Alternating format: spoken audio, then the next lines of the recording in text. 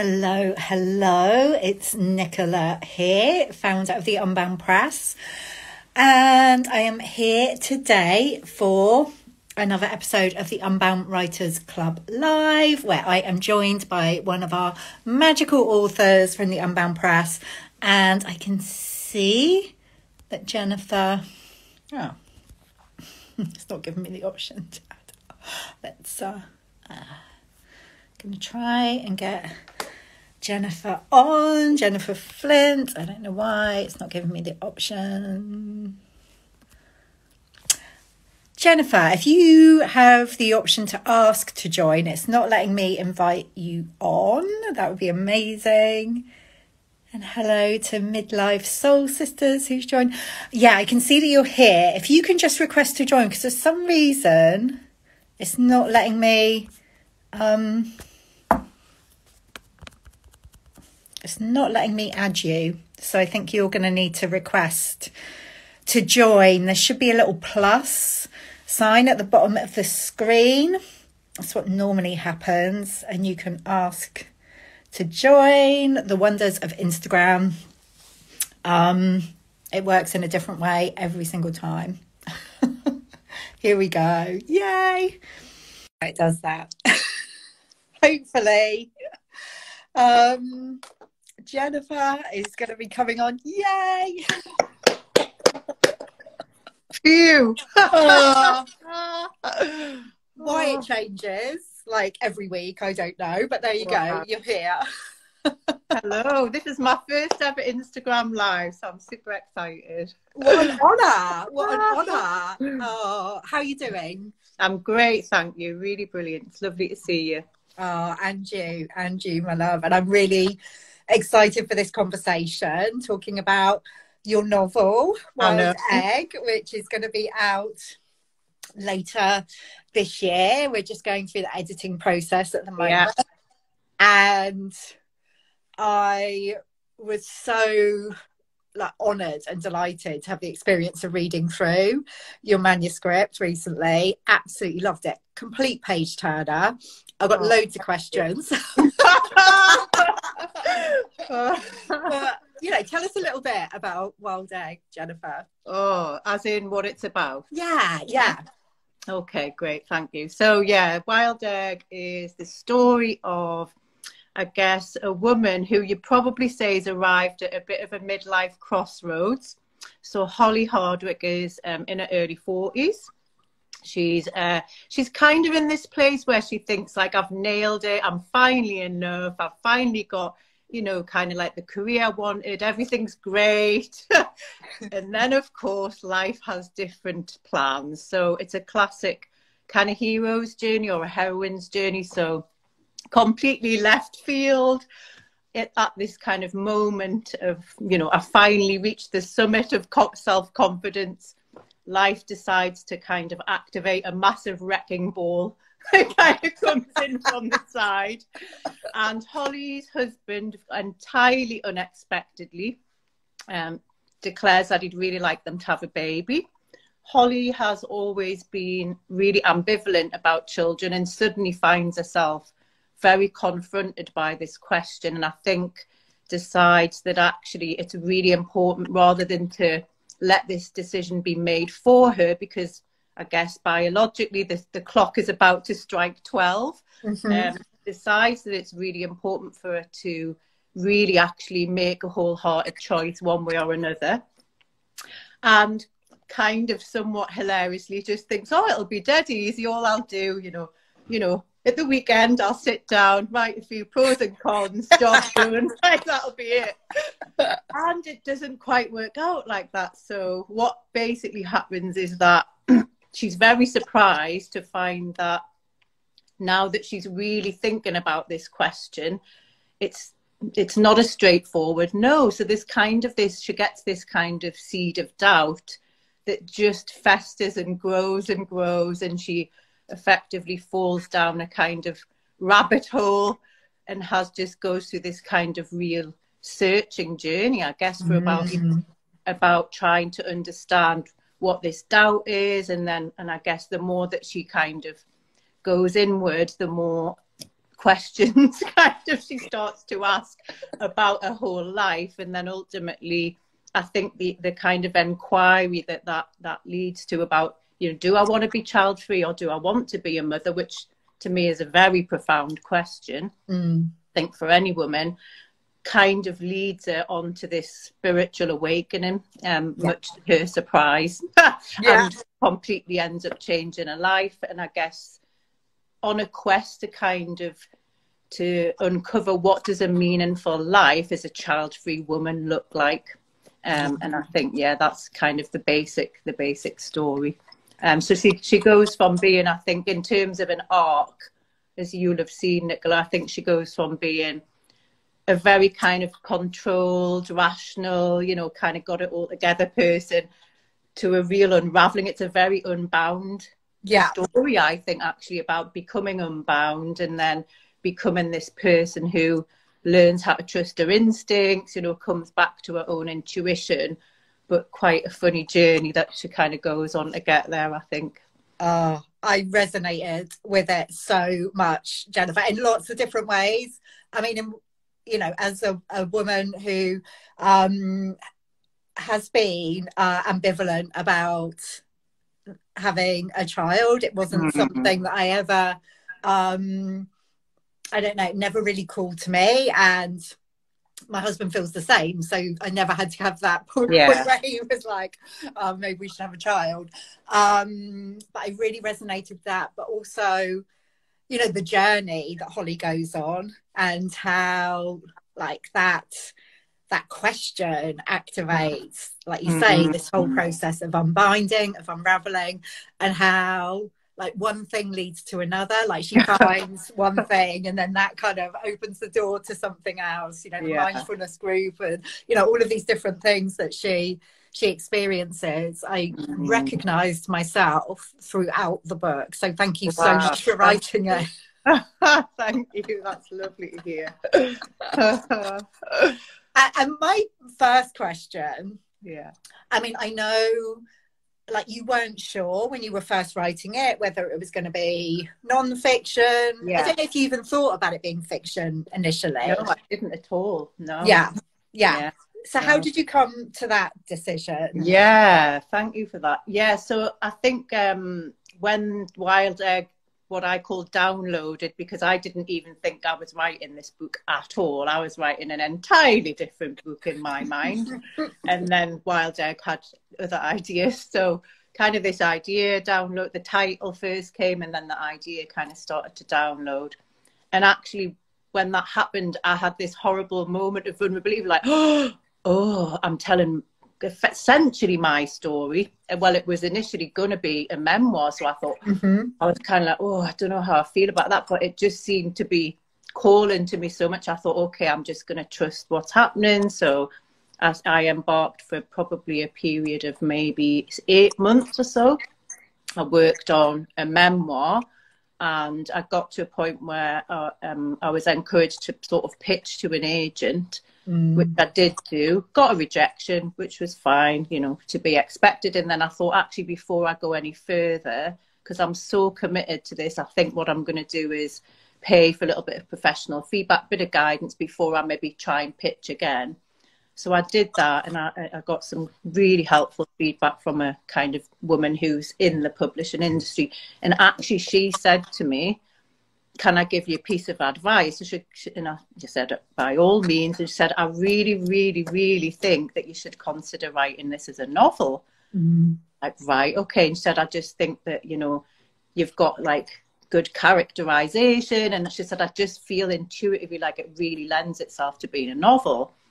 So I thought, right, okay. So I kind of sat with that a bit. And I had this period of time where I was like, Wild Egg, do you want to be a novel or are you a memoir? So I thought, you know, I'm going to try and just still be in that energy of being guided by what the book wants to be.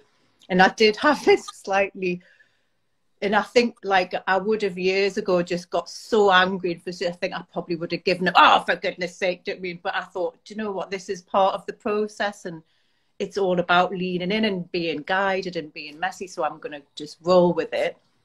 And there was probably a period of maybe 2 or 3 months where I was kind of getting I would be getting flashes, or like I'd see a little scene or a bit of dialogue, and I would just roll with it. Sometimes it was shown up as memoir, and sometimes it was a novel. And I was like, really?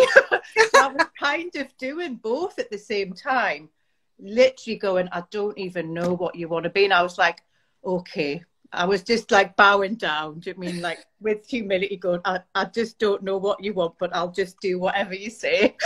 So I kept kind of going at this, just not knowing what was happening, to be quite honest. Then it was almost like the book had been going, should we just like test her out and see how committed she is? Like, so we're going to play with her, mess with her mind a little bit. And I kept going. And then after a couple of months, it kind of seemed to settle. And I was like, oh, you do want to be a novel.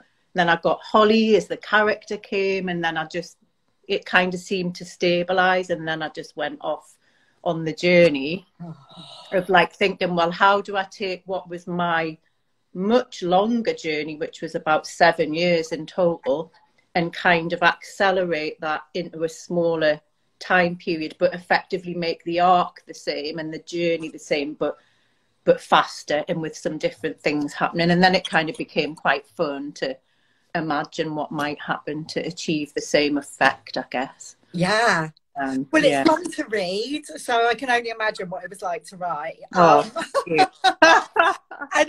as you were talking about the process there, Jennifer, I was thinking it's so interesting the way what you experience with the book, and like checking in, like what should I do, this or this, like mirrors the process that Holly goes through. So it's so interesting when that happens. Yeah. And that leads to my next question, which is, and I don't know how this will be to answer, but how much of you is in Holly? I was really curious about that. I was like, I kind of want to go through the book with you and go, okay, did this happen? Yeah, that's a good question. I would say Holly is like an amplified version of the me before the journey I went through, if that makes sense. So I think certainly writing part one, which I guess goes from the moment basically that the husband says, you know, I really want to have a baby, to making a choice, that's very, very close to what actually happened. And then after that, I would say the kind of arc, a lot of it is certainly, it's grounded in a lot of my experience, and the arc is very much my journey. But then I think, Holly's just, a bit more of she's like me, but I've kind of got to play a bit more. So sometimes she's possibly a bit more extreme than I would have been. But I mean, there's a lot of me in there, definitely. Yeah. Fantastic. And this is the fun thing. I mean, you know, I'm not saying that the whole book is, you know, it's really powerful, and it goes through the whole kind of gamut of emotions, definitely. But I was thinking as I was reading it, like so many women who are wanting to write and share their stories feel blocked often, because it's like, oh, this feels vulnerable, and what will other people think? And I'm writing about other people's experiences within that, and it can feel really edgy to do that. And actually to write it as a story, as to write it as a novel, is just a really powerful way to be sharing elements of your experience. And I think I had that whole thing, you know, first of all there was that awful vulnerability of sharing your own story, and then like once it was going to be a novel, I had that, oh my god, I'm not creative enough to write a novel. You know what I mean? It's one thing to sort of like kind of narrate actual experience, but I was like, oh, I can't do, you know, I kind of had a bit of a freak out of like, I can't do this and make up a character, and but then I just sort of thought, well, if that's what as you rightly say, the thing I kept holding on to was, Jen, the book's wild eggs. The book's about, you know, my language for what you talk about, unbinding. The process has to be wild eggy. Do you know what I mean? You've got to like, it's got to mirror. So therefore just surrender and like, just trust that you can do this. You will be able to find, it'll just come through you. So that's been such a massive process for me, you know, because I did not used to be like that at all. I love it. I love how this happens. Oh, that is so brilliant. And it is. It's an absolutely brilliant read. And, you know, something that really spoke to me, Jennifer, from the book is, you know, how motherhood can take different forms. And it's not all about, you know, having a baby, having children. You know, every time we create something, like every time we write a book, we are kind of mothering, we're birthing that book into the world. So, I wonder, you know, I know we're not quite at the actual birthing process yet. Yes, not quite. We're coming up to that. Yeah. But how has that process been for you, this kind of mothering of the book, I guess? Yeah, it's been profound, actually, I have to say. And I think, you know, like Holly, I think when that kind of whole quest really began kind of intentionally about what does a meaningful child-free life look like, and I kind of had this idea of, actually, as you're saying, like not having had a child and being really at peace with that, completely at peace with that, like, but there's still something inside, and I never had the language for it. But the best that anyone kind of offered me was this idea of like having like a motherhood energy, a kind of this something that almost like this force, this nurturing need to birth something force, and I could feel it inside of me. And I think I went for a long time, like Holly, just kind of going like, how do I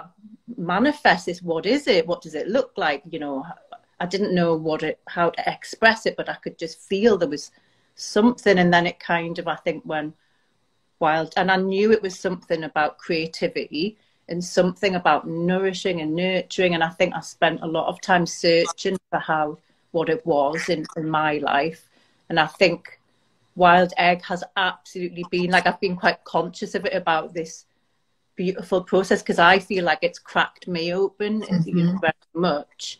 And I think it's been this sense of like, yeah, I'm creating this kind of, you know, my baby. In a sense, it's like my creative baby. It's like, it's felt really, really nourishing, and like just something that I'm giving birth to, almost like it's like a giving birth to my authentic self as part of the process. So it's been like this incredibly powerful experience. And I think, you know, I was recently with a friend of mine who's in a really just a profoundly difficult place in their life, and there's a lot of grief happening for them, and we had this absolutely amazing experience of just like walking into these really like heartbreaking conversations, and at one point I ended up just like rocking her in my arms, and you know, we were both crying, and I thought I could never have been like, I couldn't have been in a space like this with another person all those years ago, because I just don't think I had cracked open and accessed that kind of, you know, call it motherhood energy, call it nurture, and call it whatever speaks to you, that kind of soft, tender part. Like, I think that and I think writing Wild Egg and reflecting on the journey has just deepened it even more. So I think I've had a lot of insights that I don't think I had at the time, and a real consciousness of like, I'm able to access this softer part of me that I never had access to before. And then the more that I understand that, and the more I go through the Wild Egg journey that the book's taken me on, the deeper and more open I'm feeling that is becoming. So it feels like a really beautiful, humbling journey. Really beautiful. Yeah. Actually, as you were talking there, Jennifer, I was just remembering, as I was reading the manuscript, like what a beautiful job you do of like talking about female friendships, actually, and the journey that Holly goes on around that, because at the beginning it feels like she's got one friend in particular who she will confide in, and then she comes into connection with other women along the way, some at first that she's like, oh no, I don't think you're for me.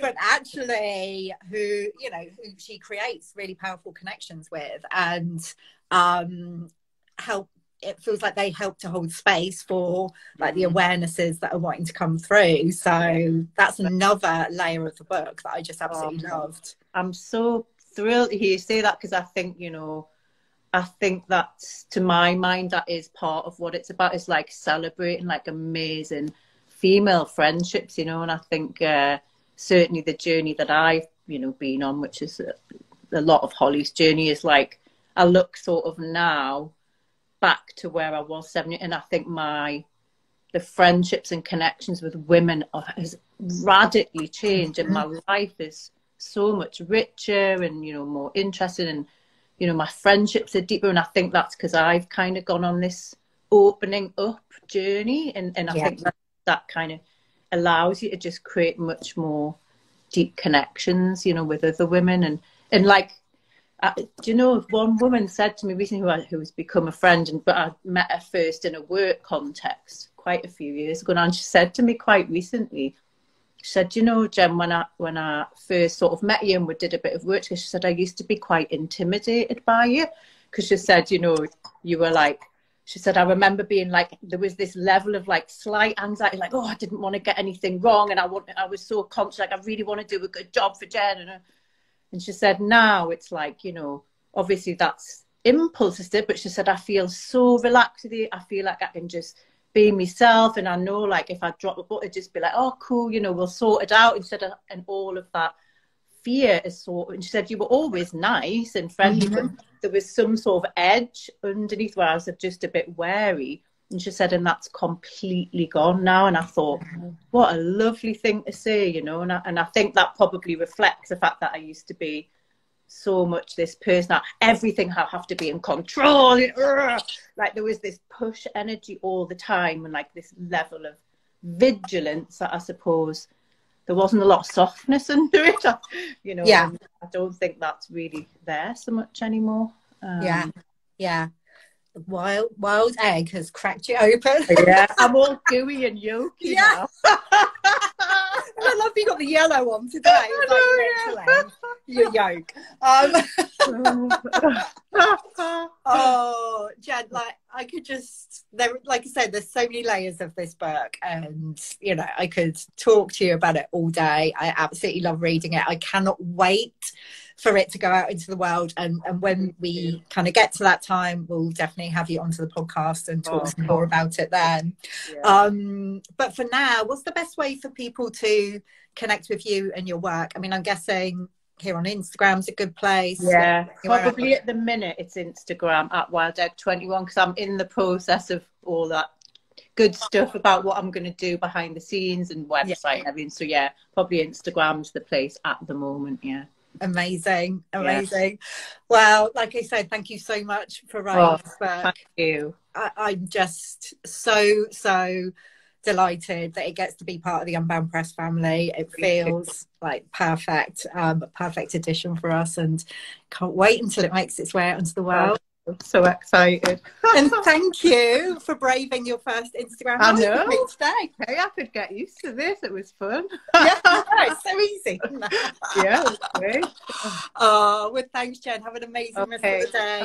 Thanks, I'll see you soon. Thank you. Bye. Bye.